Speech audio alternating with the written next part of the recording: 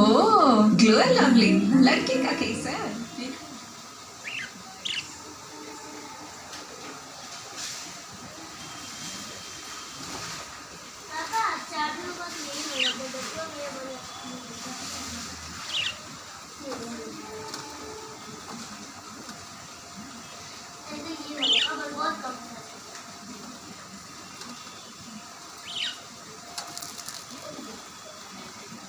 mummy